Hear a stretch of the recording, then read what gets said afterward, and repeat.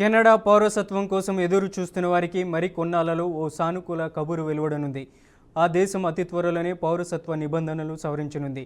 ఈ మేరకు సిటిజన్షిప్ యాక్ట్ను సవరిస్తూ BLC 3కు రాజు నుంచి ఆమోదముద్ర లభించింది.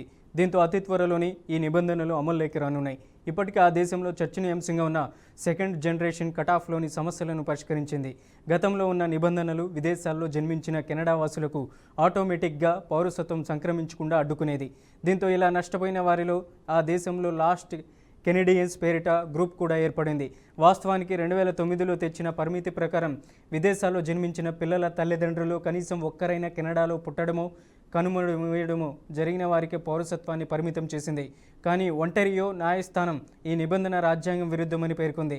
దీనిని ప్రభుత్వం కూడా అంగీకరించి అప్పీలుకు వెళ్ళలేదు. తాజాగా తెచ్చిన బిల్ C3 ప్రకారం పాత నిబంధన ప్రకారం పౌరసత్వం కోల్పోయిన వారందరికీ ఇప్పుడు ఇవ్వనున్నారు.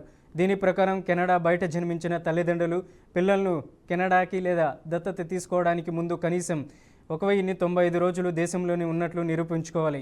UK, అమెరికా, ఆస్ట్రేలియా వంటి దేశాల్లో పౌరసత్వ ప్రక్రియలో ఇటువంటి విధానాలను పాటిస్తున్నారు. ఆ దేశ మంత్రివర్గం తేదీ నిర్ణయించగానే ఇది అమలులోకి వస్తుంది.